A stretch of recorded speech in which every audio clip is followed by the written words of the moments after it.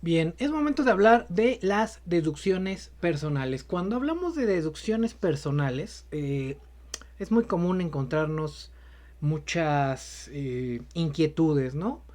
Sobre todo porque las deducciones personales son las únicas, bueno, deducciones personales y estímulos fiscales, ahorita lo vamos a ver, son los únicos conceptos que las personas que están recibiendo ingresos de los salarios pueden disminuir de su declaración anual.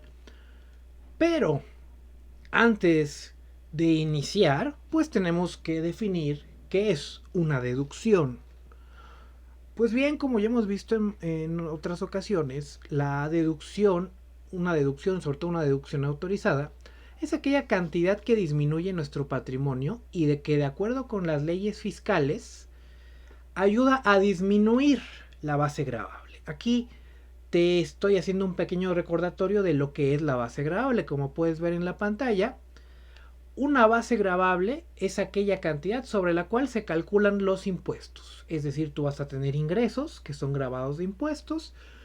A esos ingresos les vas a disminuir o restar las deducciones y eso te va a dar una base gravable.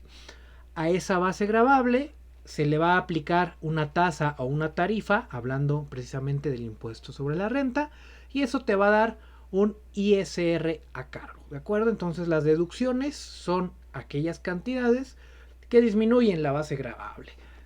Eso hablando desde el punto de vista fiscal. Hablando desde el punto de vista financiero, pues lo conocemos normalmente como los gastos. Sin embargo, para que tus gastos financieros sean considerados como una deducción autorizada por las leyes fiscales, deben reunir varios requisitos. Entonces, una vez que a tu base gravable se le aplica la tasa o tarifa, te va a salir un impuesto sobre la renta a cargo. A ese impuesto sobre la renta a cargo se le va a disminuir el impuesto sobre la renta que pagaste durante el año. Si tú eres un asalariado, dependiendo del periodo con el cual te paguen, ya sea por semana, por quincena o mensualmente o catorcena, no sé, en cada recibo de tus nóminas te descuentan una pequeña parte de tu salario, que es lo correspondiente al pago de impuestos sobre la renta. Hay que recordar que el impuesto sobre la renta es un impuesto anual. Sin embargo, como, como en México todos son abonos chiquitos, pues bueno, lo que se realiza es durante todo el año estamos pagando a cuenta de ese impuesto anual, estamos pagando impuestos sobre la renta, ¿no? Estamos dando una pequeña cantidad y ahora sí que como dicen, al final del año hacemos cuentas con el gobierno federal, en este caso con la entidad recaudadora, y vemos si tenemos todavía, además de lo que ya pagamos durante el año, todavía debemos pagar más o tenemos un saldo a favor, es decir, pagamos de más. Y en el caso de los saldos a favor, puedes solicitar que esa cantidad pagada en exceso se te devuelva, es decir, te la depositen en tus cuentas bancarias. O si tienes otros regímenes, muchos lo utilizan para hacer algo que se llama la compensación. Sin embargo, si eres asalariado, es muy probable que lo que quieras es, bueno, si tienes un saldo a favor, lo más probable es que quieras solicitar una devolución de esos impuestos. Entonces ya sabemos que es una deducción, ya sabemos que esa deducción va a disminuir nuestra base gravable.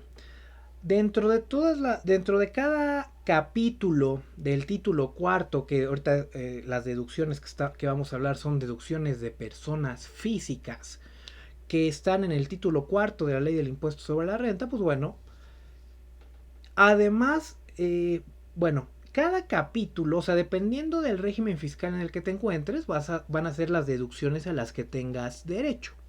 Adicionalmente a esas deducciones que tú vas a poder encontrar en cada capítulo, dependiendo del régimen fiscal en el que estés, además tienes derecho a las deducciones personales. Entonces, como puedes ver ahí, además de tus deducciones correspondientes de tu régimen, puedes incluir estas deducciones personales. Estas deducciones personales únicamente se informan en la declaración anual. Y en el caso del régimen de sueldos y salarios, como te comento, son las únicas deducciones que se pueden incluir, además de un par de estímulos fiscales que vamos a mencionar en breve. El estímulo fiscal es aquel beneficio que otorgan las leyes para que las personas puedan disminuir su base gravable de impuestos. Algunos de estos beneficios pueden incluirse en la declaración anual. Vamos a ver algunos ejemplos, pero pues muchas veces hemos oído estímulos fiscales. Si tú has ido al cine y has visto cine mexicano, verás que en muchas películas mexicanas de repente ahí en los créditos ponen la leyenda: esta película fue realizada con el estímulo fiscal de tal artículo de la ley del impuesto sobre la renta. ¿Qué quiere decir? La gente que entrega recursos para hacer este tipo de producciones cinematográficas y otras, pues tienen un estímulo fiscal, ¿no? Hablando de personas físicas, ahorita vamos a mencionar dos estímulos fiscales que, como aquí lo indico, además de las deducciones personales, además están los estímulos fiscales y también funcionan para disminuir la base gravable. ¿Por qué buscamos disminuir la base gravable? Pues por la sencilla razón de que si tu base gravable es menor, ahora sí que mientras más deducciones personales tengas, menor va a ser tu base gravable y es más probable que te devuelvan impuestos. Recuerden que los asalariados es el régimen fiscal, entre comillas, más castigado de los pagadores de impuestos, ¿sí? Tienen límites a sus deducciones. Un asalariado nunca va a tener pérdida fiscal, ¿no? O sea, los asalariados, la pérdida fiscal no existe para los salarios. Entonces, pues básicamente los salarios siempre, a menos que tengas un salario muy bajo, pero siempre estás pagando impuestos. Caso contrario, por ejemplo, los regímenes de actividades empresariales y profesionales o el ahora RIF todavía, pues si en algún momento tú tenías más gastos, más deducciones que ingresos, pues en ese periodo no pagabas impuestos sobre la renta. Hablando de salarios, pues esa figura no existe, ¿sí? Entonces, por eso es importante que tengas deducciones personales, porque esas deducciones personales te van a ayudar a disminuir la base de impuestos, la base gravable. Entonces, dejen aquí, les voy a compartir. Vamos a empezar a ver cuáles son las deducciones personales, cuáles son los límites de las deducciones personales, porque cada deducción tiene un límite. No quiere decir que no puedas facturar todas tus deducciones personales, no. Sin embargo, va a haber límite en cada una de ellas y ahí ahorita en la parte final vamos a hacer unos ejemplos para que los podamos ver. Ok, ahí estamos.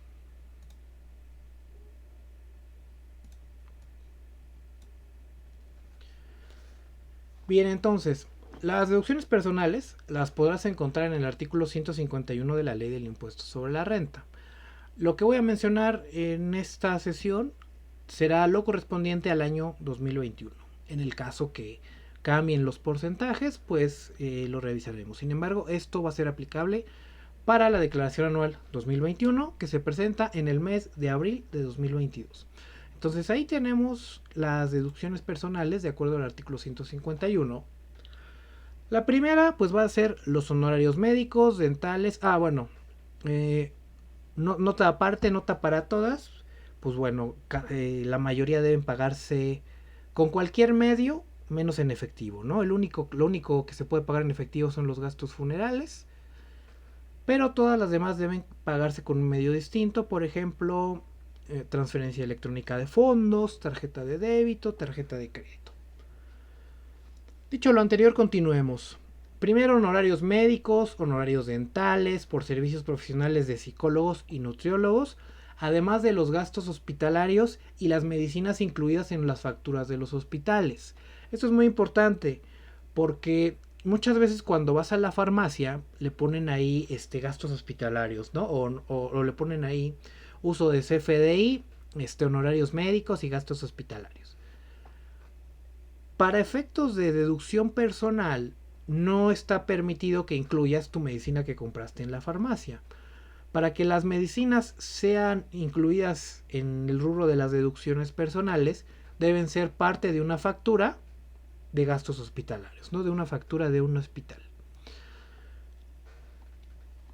Si tú eres el contribuyente, puedes gastar a nombre de terceros, como pueden ver ahí en donde dice los beneficiarios. El beneficiario puede ser el contribuyente, el cónyuge del contribuyente, el concubino del contribuyente o sus ascendientes y descendientes en línea recta. Aquí en lo particular no establece un límite de grado. Recuerden que la línea recta es tu árbol genealógico, hacia arriba tus padres, tus abuelos, tus bisabuelos, y hacia abajo tus hijos, tus nietos, tus bisnietos. Esa es la línea recta, digamos que es la línea vertical. Los grados son, digamos, el parentesco más cercano. Por ejemplo, tus ascendientes línea recta primer grado son tus papás, tus ascendientes línea recta segundo grado son tus abuelos, tus ascendientes línea recta tercer grado son tus bisabuelos. Sin embargo, la ley no menciona un límite de grado, solamente dice ascendientes o descendientes. Entonces, si tienes abuelos o nietos, incluirían, de acuerdo a las leyes, pues incluirían, ¿no?, estas deducciones personales. Caso curioso aquí señala que puede ser tu cónyuge o tu concubino. Sí, aquí, a diferencia de lo que señala la discrepancia fiscal, que en discrepancia fiscal sí vemos que está expresamente señalado que solamente se exceptúan de ese cálculo los cónyuges, pues bueno, aquí sí aparece la figura del concubinato. Habiendo mencionado esto, hay que aclarar que para que puedan hacerse deducibles estos gastos que tú hagas a terceras personas, digamos a tus beneficiarios familiares, los beneficiarios no pueden, como dice aquí en la parte de notas, un requisito es que los beneficiarios no perciban durante el año de calendario ingresos en cantidad igual o superior a la que resulte de calcular el salario mínimo general del área geográfica del contribuyente elevado al año. Pues básicamente, ¿qué quiere decir? Que si tu pareja trabaja y tú le quieres hacer, tú le pagas los honorarios médicos, pues en teoría no serían deducibles para ti. De repente, yo en lo particular en la práctica no he visto cómo la autoridad pueda restringir esto, pero es un caso, sí es una restricción, ¿no? Entonces tengan en cuenta esto. No vayan a querer, le pagué los gastos hospitalarios a mi papá, pero mi papá sí gana un montón de dinero, ¿no? O sea, no, o sea, uno de los requisitos es que esa persona a la que tú le estés pagando estos gastos médicos de esta fracción 1, un requisito, aparte de este parentesco, es que esa persona no reciba ingresos. Fracción número 2, los gastos funerales, del mismo modo, para el contribuyente, su cónyuge, concubino, ascendientes o descendientes. Fracción 3, los donativos, obviamente son los donativos a las instituciones autorizadas por el Servicio de Administración Tributaria, no cualquier donativo, porque tú puedes llegar y, sí voy a donarle a esta casa para perritos 100,000, sí. Pero si esa casa para perritos no está autorizada por el SAT para recibir donativos, pues ese donativo tú no lo podrás incluir como una deducción personal.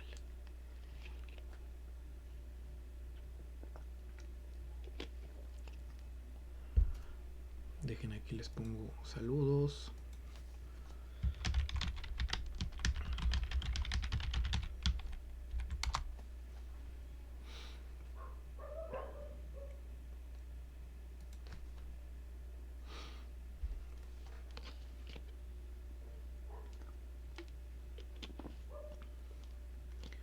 Bien, continuamos con la fracción.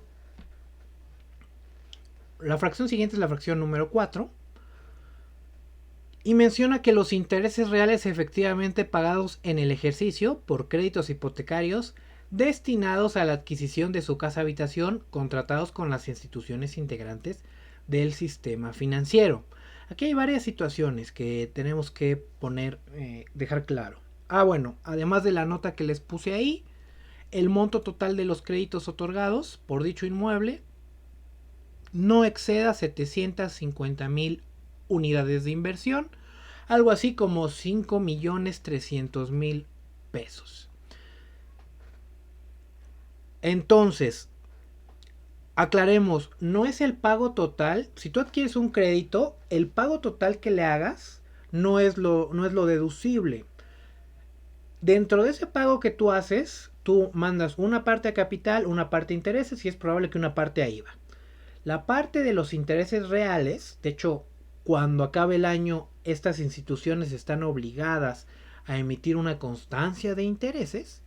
Cuando, eh, cuando pagas, reitero, no va a ser el total que tú pagaste. O sea, si tu mensualidad es de 5,000 pesos y al año pagaste 60,000 pesos por tu crédito hipotecario, no los 60,000 pesos van a ser la deducción, van a ser los intereses. Y para conocer los intereses, la institución financiera que te otorgó el crédito hipotecario va a mandar una constancia en la cual tú puedas ver los intereses. De todos modos, también estas constancias ya son XML y también van a, bueno, no sé si sean XML, pero de todos modos aparecen precargadas en las declaraciones anuales, ¿sí? Punto número 2, adquisición de casa habitación, ¿sí? No vayas a creer, ay, pues yo me compré una bodega de 50 millones y esa la quiero meter. No, debe ser tu casa habitación, ¿sí? O sea, destinados a la adquisición de casa habitación. Y el límite que te mencioné, que el monto total del crédito otorgado no exceda de 750,000 UDIs. Aquí sucede algo muy curioso porque la UDI cambia cada día. Entonces me imagino que ha de ser el valor de la UDI al momento en que te otorgaron el crédito. Y también bueno, sí, el monto total de los créditos otorgados. Y tampoco menciona, o sea, no hay un límite tampoco como que ¿qué pasa si te compras dos casas? ¿No? Ya ven que de repente en Infonavit hay como que este segundo crédito. No hay un límite. No encontré que limite la compra de dos casas habitación. Pero pues bueno, lo que habrá que revisar es que puedas demostrar que ambas casas son tu casa habitación, ¿no? Eso sería más bien, digo, si en algún momento pues se ponen un poco intensos los amigos del SAT en esta situación. Fracción 5. Las aportaciones complementarias de retiro realizadas directamente en la subcuenta de aportaciones complementarias de retiro o a las cuentas de planes personales de retiro, así como las aportaciones voluntarias realizadas a la subcuenta de aportaciones voluntarias. ¿De acuerdo?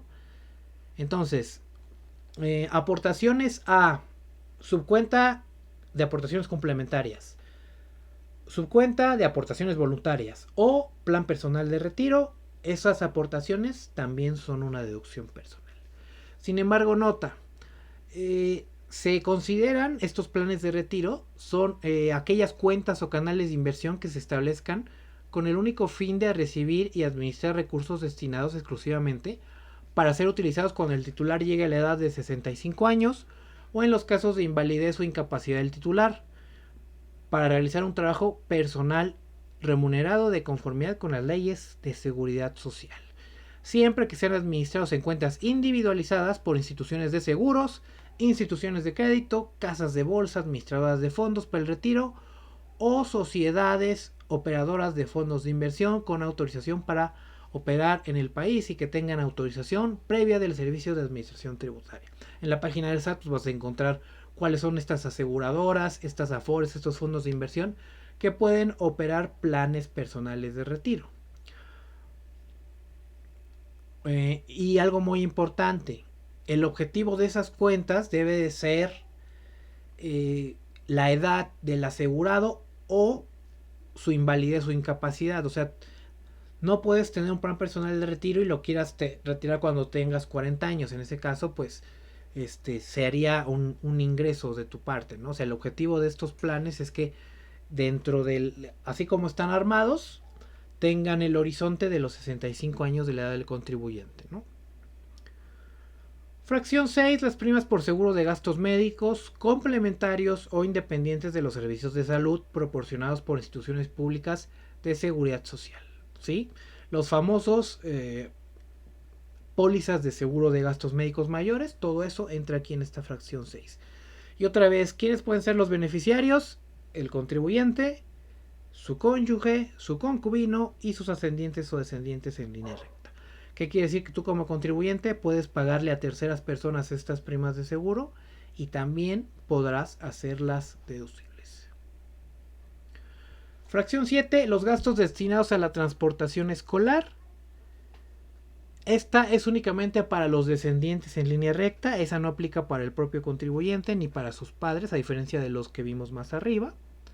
Este es únicamente para los descendientes. Y la nota aquí es que cuando esta sea obligatoria, de acuerdo al área donde se encuentre la escuela, o cuando o cuando para todos los alumnos se incluya dicho gasto en la colegiatura. Sí, reitero, también en estos gastos destinados a la transportación escolar no me ha tocado ver ningún caso en que el SAT restrinja esta deducción porque no se incluyen todos los alumnos en la colegiatura, ¿no? Pero pues hay que estar atentos a estas notas para saber si la deducción, si reúne todos los requisitos, ese gasto que estamos haciendo como deducción autorizada. Muy bien, entonces, número 8. Los pagos efectuados por concepto del impuesto local sobre ingresos por salarios y en general por la prestación de un servicio personal subordinado. Recuerda que cuando tú trabajas en una entidad federativa distinta a la entidad en donde vives, en teoría te tendrían que retener ese impuesto local sobre salarios, cosa que bueno, por ejemplo aquí en la ciudad no ocurre, ¿no? Los que vienen del Estado de México, yo no he visto que les quiten impuestos sobre nóminas, ¿no? Pero en esta situación sí ocurre. Si en algún momento te llegaron a ti a quitar impuestos sobre nómina en tus recibos de nómina, eso también lo puedes incluir como una deducción autorizada, siempre que la tasa de dicho impuesto no exceda del 5%, ¿de acuerdo? Bien, y hasta aquí dejamos las deducciones autorizadas. Aquí voy a estar leyendo sus preguntas. No hay ninguna pregunta. No hay ninguna pregunta. Está bien.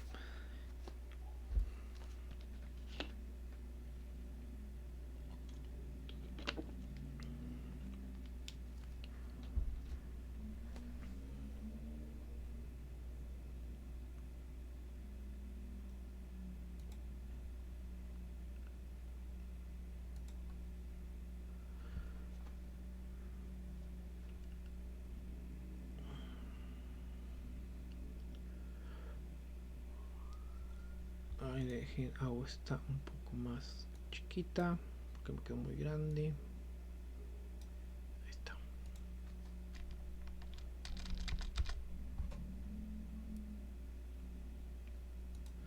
Seguimos con los estímulos fiscales. Uno de los estímulos fiscales más conocidos por todos es el estímulo fiscal de las colegiaturas. Muchos le llaman deducciones por colegiaturas. Esta no es una deducción autorizada, este es un estímulo fiscal. Este estímulo fiscal lo encontraremos en el decreto que compila diversos beneficios fiscales y establece medidas de simplificación administrativa, publicado en el Diario Oficial de la Federación el 26 de diciembre de 2013. Los artículos son el 1.8, 1.9 y 1.10.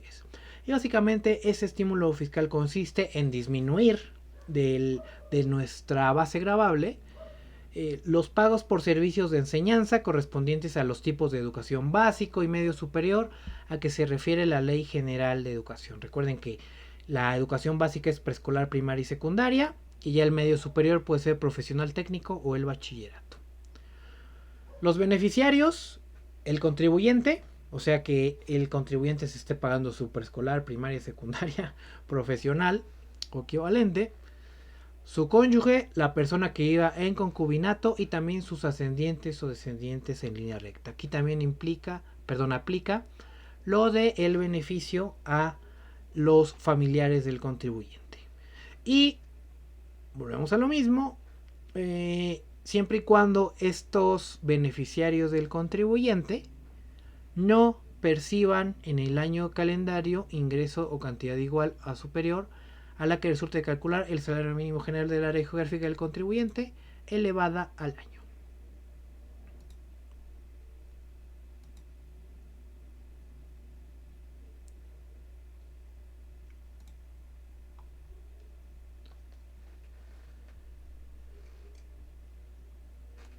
Y por último, aquí está este. Dejen ver si lo puse. No sé si se ve. Ahí está.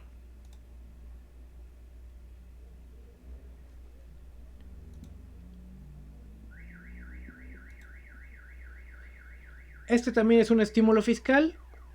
Se encuentra en el artículo 185 de la Ley del Impuesto sobre la Renta. Y son los depósitos en las cuentas personales especiales para el ahorro o los pagos de primas de contrato de seguro que tengan como base planes de pensiones relacionados con la edad, jubilación o retiro. Este es muy parecido al plan personal de retiro, solo que estas son cuentas especiales de ahorro, no son conocidas como plan personal de retiro. Pues son muy parecidas, no son lo mismo, pero son muy parecidas. La diferencia de estas cuentas especiales de ahorro, bueno, en la anterior, creo que sí les enseñé, estos son los límites de cada nivel educativo por contribuyente, ¿sí? O sea, esto es lo para preescolar 14.200, para primaria 12.900, para secundaria 19.900 y para profesional técnico 17.100 pesos. Miren, es menos el profesional técnico que la secundaria. Pero bien, entonces, el otro estímulo fiscal es estas cuentas especiales para el ahorro, que también deben estar registradas ante el Servicio de Administración Tributaria. Del mismo modo, todas estas instituciones, casi todas son las aseguradoras, que también brindan los planes personales de retiro. Sin embargo, esta no es una deducción personal, este es un estímulo fiscal. El estímulo fiscal de los depósitos en las cuentas personales especiales para el ahorro. Ahora sí, pues vamos a ver los límites. Antes de continuar, tenemos que ver los límites. Como yo les comentaba, estas deducciones personales tienen un límite y el límite dependerá del ingreso del contribuyente y también del valor de la UMA. Entonces, estas deducciones personales de las que estamos hablando, honorarios médicos, gastos funerales, intereses reales, primas de seguros, todas estas, el límite va a ser el 15% del total de los ingresos del contribuyente o 5 UMAs anuales, lo que resulte menor. Ese es el límite número 1. Límite número 2, las aportaciones complementarias de retiro realizadas directamente en las subcuentas, ¿no? Para esta deducción, fracción número 5 del 151, el límite van a ser el 10%, pero de los ingresos acumulables. Ahorita vamos a ver pues, cuáles son los ingresos acumulables. El estímulo fiscal de colegiaturas, pues bueno, aquí acabamos de ver cuáles son los límites. Y hablando de... A ver, vamos a ponerle aquí el límite. Hablando del estímulo fiscal de los depósitos en las cuentas personales especiales para el ahorro, este tiene un límite anual de 152,000 pesos. ¿Sí? Ahora, si eres asalariado, ¿cómo vas a conocer cuáles tus ingresos totales y tus ingresos? Ahí está. Cuando eres asalariado y consultas el visor de nómina, aquí sí le ponen en Google consultar visor de nómina para trabajadores, y le das un clic y te va a mandar a una pestaña así. Ya que se cargue es esa. Ahí con tu firma electrónica o con tu contraseña podrás acceder al visor de nómina. Si tú estás presentando declaraciones, tus ingresos acumulables pues básicamente va a ser tu utilidad. Tus ingresos menos tus deducciones, esa base gravable es lo que se toma como base de tus ingresos acumulables.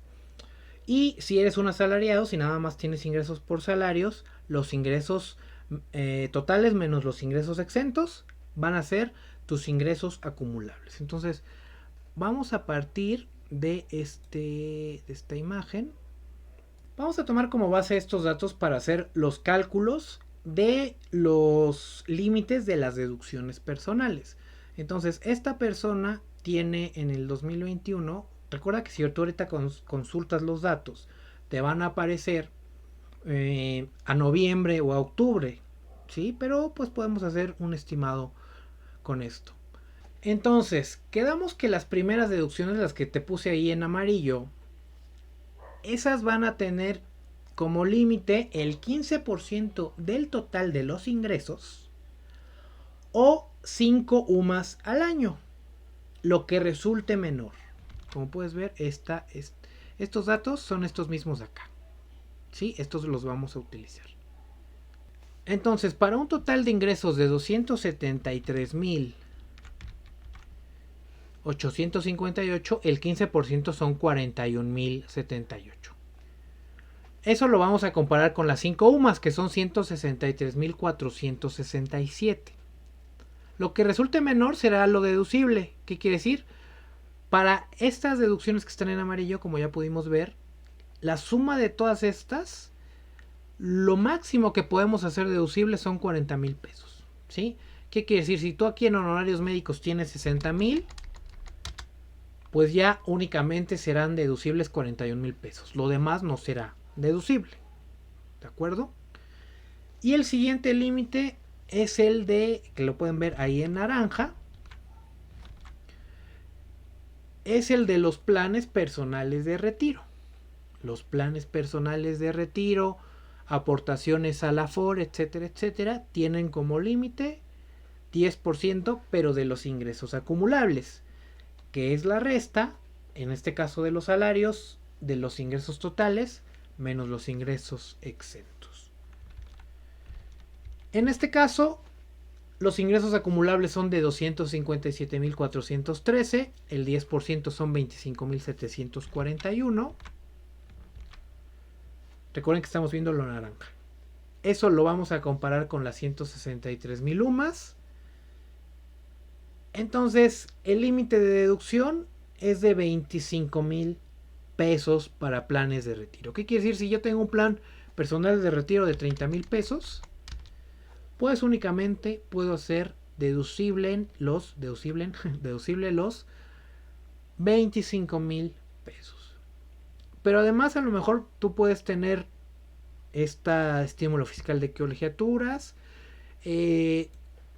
Recuerdan que las cuentas especiales tienen hasta 152,000 pesos. Pero bueno, ¿qué quiere decir? Que esta persona tiene como máximo 66,820 pesos de deducciones. Que si las aprovecha bien, ahí está, 15,000 varos, 15,000 pesos de impuestos, esta persona tendría como devolución si utilizara sus deducciones personales. Ahí está, el otro es este de 232,000 pesos. Con esos datos, tenemos que de las deducciones de las 151, estas que están en amarillo, el máximo que puede disminuir son 34,800. Y hablando de planes personales de retiro y aportaciones complementarias, 23,100 pesos. En total podría disminuir 57,900 pesos. Y si tuviera todas, vamos a ponerle aquí 40. Y vamos a ponerle aquí 25.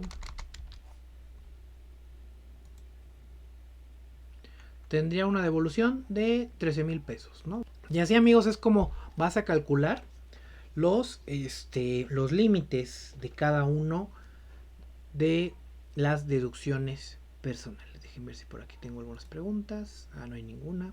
Ahorita vamos a contestar las de Instagram. Que nos hicieron unas preguntas en Instagram. Vamos a responderlas.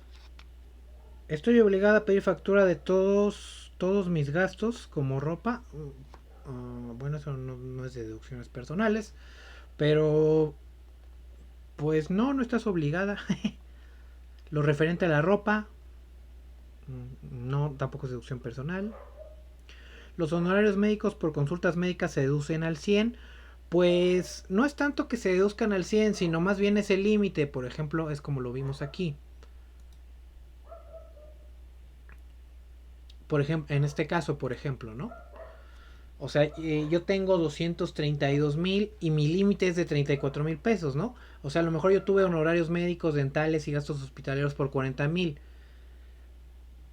Mi factura va a ser por 40,000, pero no depende, o sea, depende del límite. En este caso, el máximo serían 34,800. Sin embargo, si yo únicamente tengo 20,000 aquí de deducción personal de gastos hospitalarios, ahí sí, toda sería deducible, ¿no? Lo que va a depender, pues va a ser del límite de tus ingresos. Por eso es importante conocer nuestros ingresos para de ahí determinar el límite de nuestras deducciones personales. Ya se me cerró otra vez esta cosa. Aún no tengo mi firma. ¿Poder presentar mi declaración? Excelente pregunta. Oh, oh. Recuerden que hay dos cosas. Una es la presentación de la declaración y otra es la solicitud de devolución. ¿Sí? O sea, la declaración la puedes presentar únicamente con contraseña. No necesitas firma electrónica, pero sí necesitas contraseña. Hablando de devoluciones, a lo mejor hay que esperar la resolución miscelánea fiscal de... Ah, no, pues ya la de 2021 ya salió, sí. Entonces, la resolución miscelánea fiscal lo que indica es que si tu devolución es menor a 10,000 pesos, se puede con contraseña. Y si es mayor a 10,000 pesos, con firma electrónica, si no tienes una cuenta clave registrada. Si ya tienes una cuenta clave registrada, creo que sí, sí puede ser la cantidad que quieras. A ver, otra pregunta. Ya se me volvieron a perder.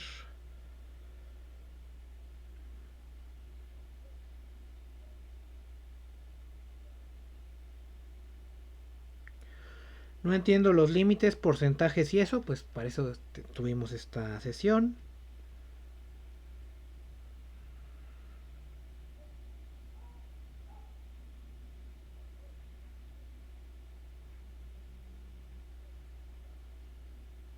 Ah, pues ya hasta eso no hubo tantas.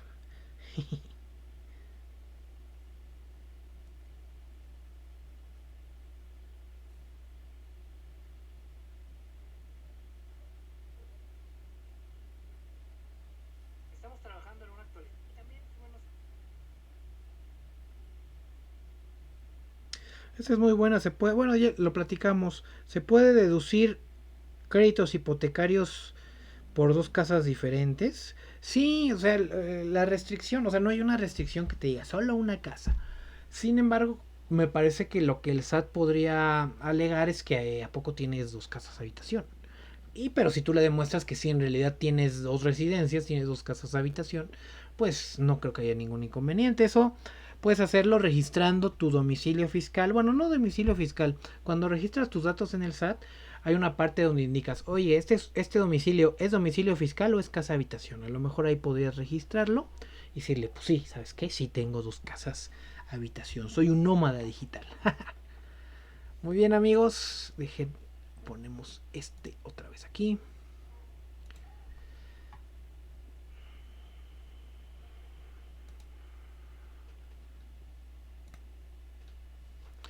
Y listo, pues de mi parte ha sido todo. Muchas gracias. Recuerden que esta parte ha sido un recordatorio, ¿no? Este video es parte de un curso que nosotros tenemos que es el de declaración de impuestos. ¿Sí? Tenemos dos cursos. Uno es el de impuestos para principiantes, donde podrán todos los conceptos que vimos en la sesión de hoy: ingreso acumulable, deducción autorizada, ISR a cargo, ISR a favor, base gravable, deducción personales. Todos estos conceptos lo tenemos en el curso Impuestos para Principiantes. Tenemos un módulo completo dedicado a puros conceptos, para que tú sepas a qué nos referimos cuando hablamos de cada uno de los conceptos.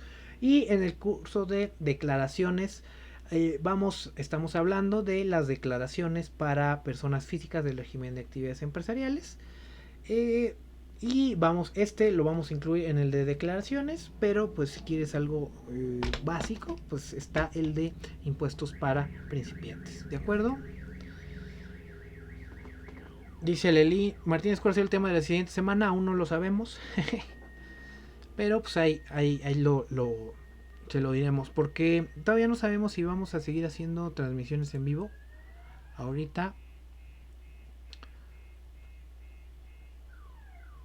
Pero les avisaremos, ¿cómo no les avisamos? Porque recuerden que aquí todo puede pasar, ¿no? Entonces, pues todavía falta hablar, por ejemplo, todavía estamos en el régimen simplificado de confianza, pues como que ya va a empezar, pero no sabemos cómo va a empezar, cuál que me conviene migrar, nos van a dejar migrar, en teoría sí nos deberían dejar migrar a muchas actividades empresariales y profesionales, pero en el RIF no nos dejaron, entonces pues a lo mejor surge un tema nuevo, ¿no? Dice Marco Quiroga que es el ISR a favor. Pues bueno, precisamente es el ISR que le pagaste en exceso al gobierno. Obviamente se cuenta que si tú le pagaste de más, impuestos de más al gobierno, ese es el ISR a favor. No olvides que esos temas vienen en el curso de impuestos para principiantes, con el cual estarás preparado para hablar con cualquier contador y no te mareen con sus terminologías, porque ya sé que los contadores de repente así hablan con un montón de terminologías. Ese curso está diseñado específicamente para eso. Va. Bien, entonces ya llevamos casi una hora, creo que será hora de cortar. Agradecemos su preferencia. Este se va a quedar aquí guardado y recuerden, los cursos los tenemos ahí en todos nuestros videos. Bueno, en la mayoría estamos tratando de poner los links a los cursos, pero pueden ir a nuestra página web, a los canales de Instagram, y ahí también van a Instagram, YouTube. Hay una sección que es la sección de beacons, y ahí van a poder encontrar toda nuestra información, ¿de acuerdo? Entonces, pues les agradecemos mucho su participación. Recuerden, pueden dejar ahí sus comentarios y los vamos a ir respondiendo. Gracias y que tengan excelente noche. Nos vemos. Bye bye.